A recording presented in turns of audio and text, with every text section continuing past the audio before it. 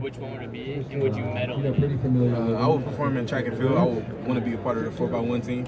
I did that in high school. We were pretty good. I don't know if I would medal. Those guys are pretty fast. I got some speed myself, but not nowhere on their level.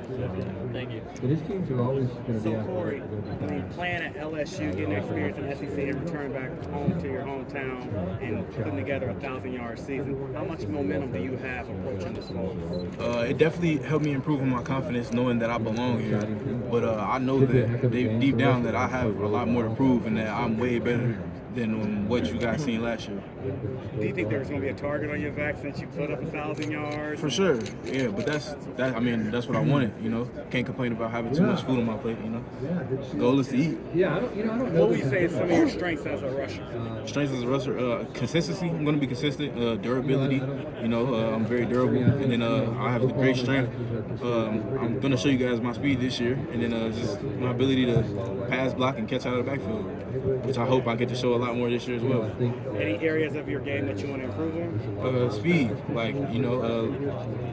guys thought I was slow last year, which I feel like I wasn't, but got to finish my runs, and I feel like I'm gonna have the opportunity to show that this year that I can finish runs. We'll put you in a situation. It's fourth quarter, 2 minutes left. You guys are driving in the red zone. Do you want the ball in your hands? Yeah, of course. I want the ball in my hands. I feel like that I can make something happen. And do you feel you get stronger with every carry?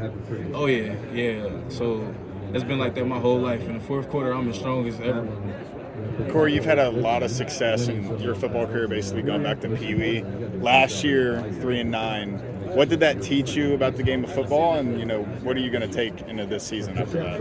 It taught me that I always felt like I was a good leader, but it taught me that leading is just not by leading by example. Some guys need somebody to speak life into them every day, speak positivity into them, or give them a hard time. Sometimes they need that vocal leader, that they need that presence in a different way in their life. And so I just learned how to be more of a vocal leader and lead in more ways than one. Corey, you've played in the SEC, now the Big 12. Do you see any similarities or differences between the two conferences? Yeah, so, in the SEC, they get the rep for being the best conference. And the Big 12, guys are big, strong, and some of the best in the nation as well. So it's it's football. Football, wherever you play, wherever you go in the Big 12, it's football. It's going to be some of the best football that you were going to encounter ever.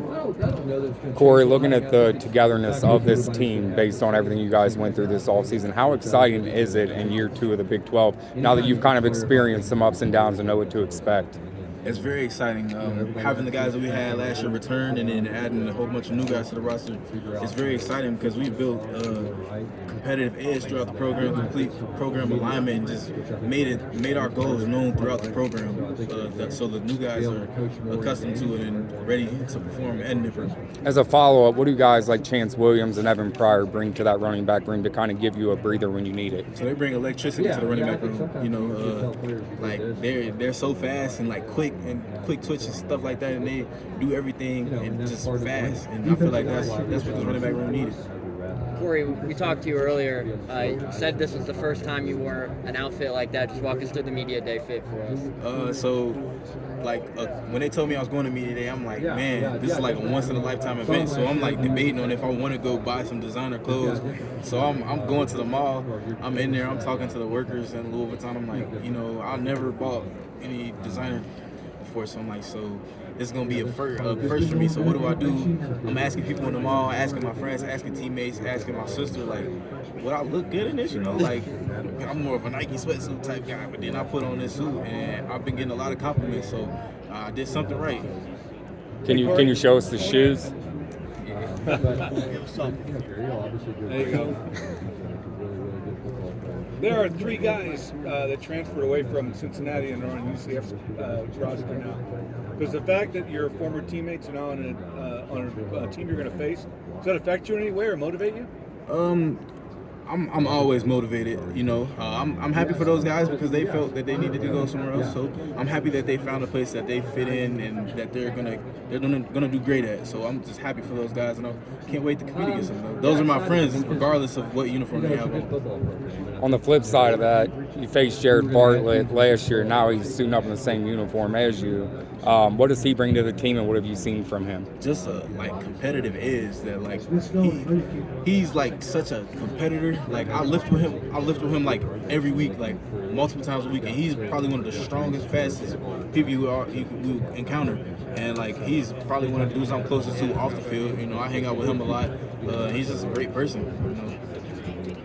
Corey, you played with Dante for a long time. How hard was it to hear the news about the blood clots, and what was your reaction when you heard that he was going to be out for a while? It's such a unique situation. It was hard at first because, you know, when I first heard it, I'm like, man, I football aside, like thinking about him as a friend and as a person, you know, how is this going to affect his life outside of football, you know? Because I love that man. Like he's my dog. That's my dog. We're pretty close. So I just wanted to see him be healthy, football aside. A lot of the guys probably they're going to have. Corey, what's been the biggest focus for you this offseason? Obviously, Coach Nico's done a great job this offseason in the weight room and conditioning. What's been the biggest focus for you this offseason? So what I've been focused on, speed, long distance speed, finishing runs. I always had good hands and been able to pass block, but I want to make sure that's an emphasis that these pro scouts and all these people see that I can do more than just run the football. I can catch, I can pass block, I play special teams, all that. That's been my focus the whole offseason.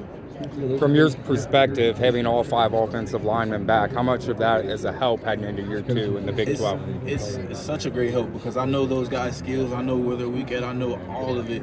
And they know my running style. So they know that, shoot, he might cut back right here or it's 3rd and 2. So he's running straight ahead. He's going to lower his shoulder. So we gotta bow up and get him in the first down.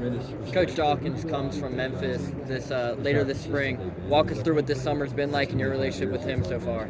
So it's been a great relationship start with Coach Dawkins because I was a veteran in the room. So when it comes to knowing the playbook and stuff like that, I know it like the back of my hand. So he comes in, new assistant running back coach as well. And they come in, they ask me questions and stuff like that, and let me lead the running back room and stuff like that. And he's coaching, but like he makes me feel like a coach as well because he allows me to take the freshman's hand and talk to them, study with them, and things like that.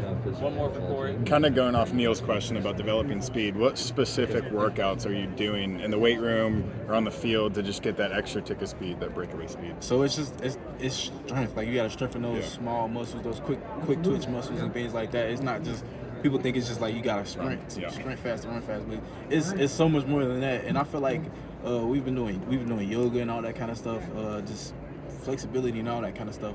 And I feel like we've been doing a great job of that. Like a lot, not just me, but like a lot of guys on our team have gotten a lot faster. Thanks, Corey.